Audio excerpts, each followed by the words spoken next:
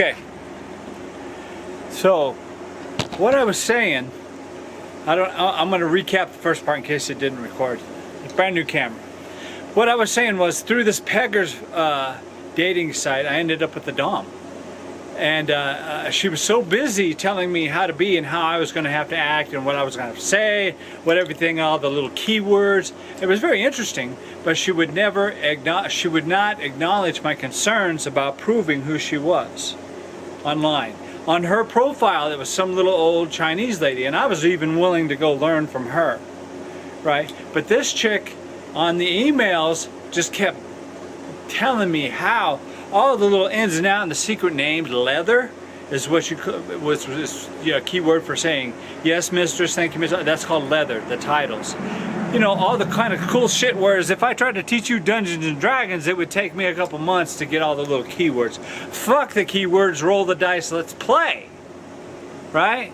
Okay. So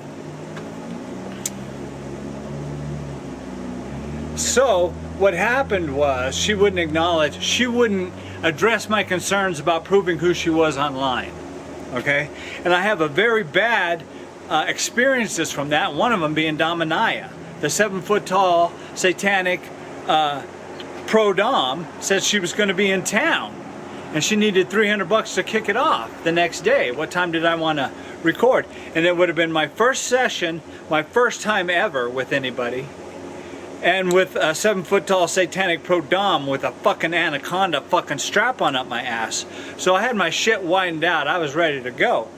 But when, you know, the next day it was like, oh, I need $500. Oh, that card didn't work. Can you go get another card? And by the end of the day, she had $2,000 of my money and she wasn't in town. And she wasn't going to film my first session. You know, so I learned the hard way, a very expensive hard way, to, you know, that just because somebody's online and you trust them, because I knew Dominia. I had been familiar with her and talked to her. So just because you know somebody, blah, blah, blah. And then the second one was Virginia, Mistress Virginia Knox. I really was enamored, you know, blonde, of course. And I finally, after schmoozing her with all my word usage and telling her how cool she was, which she was. Beautiful dom, beautiful, powerful dom, right? But then I finally gave her a $500 gift card just to have, you know, and it bought me a conversation, a text. And she gave me, the first part of the text, she gave me the list of shit she does, because I was curious.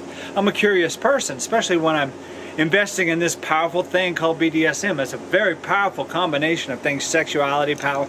Y'all know. This is going to go out to doms, so y'all know what I'm talking about. It's not a simple thing as in a one-night stand and you stick your dick in there and you're done.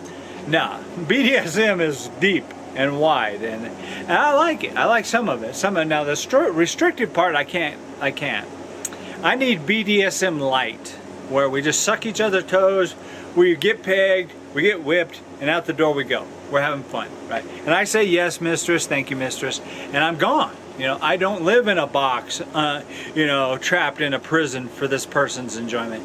I don't do that. I fought 50 years to get away from those kind of people in my life that try to restrict my life and make me do things. And now I'm retired, I'll be goddamn fucked if I'm gonna live that way. So BDSM light is what I'm looking for.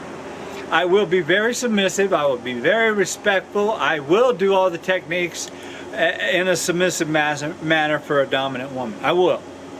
But all this extra crap that makes me a prisoner, fuck that. Okay, so Knox, Virginia Knox, very beautiful woman. I think she's a true narcissist, but maybe not. But besides that point, so I gave her this gift card and it bought me a conversation with a true pro-dom. And that's what I wanted to know. I was looking for answers from powerful people quickly. I wanted to know. And it came down to where I told her what I don't do is suffocation in men. Now, you don't know my background. You don't know the reasons why I know men. And I'm a reasonable person. If down the line I am immersed in BDSM and I become more comfortable with sexuality and that kind of sexuality and the freedom of it, we can readdress the subject of men, okay? But right now, I know how to fucking kill one in 3 seconds, and I've had some bad experiences from youth, which makes that a toxic combination. Plus, men are below me, so far fucking below me. That's what this boy's for. That boy right there. So Knox, her kick, her thing was to push me into doing what I didn't want to do. That's her excitement. And I'm like, I'm a brand new newbie, never done nothing, and she's trying to push me into cuckolding and shit. And I'm like, I'm smart enough to know what that is. So she said, you know, she says, oh yeah, I'll make you comfortable with men. My $500 cut my nose off despite my face statement was, nah. You want me to sleep with men? Nah. And that was it. End of conversation. $500 worth of nah. And half a paragraph and a list of shit that she does. She's so fucking twisted. I can't imagine doing some of the shit she's talking about. Some of it was pretty mundane. I agree. Like changing baby diapers or whatever the fuck that's about. That's cool, whatever. I understand. But some of the stuff she did was pretty wild, so I was intrigued, you know? I wanted to talk to this chick that I had a huge crush on, and I was respectful of because of her knowledge of what I wanted to learn, right?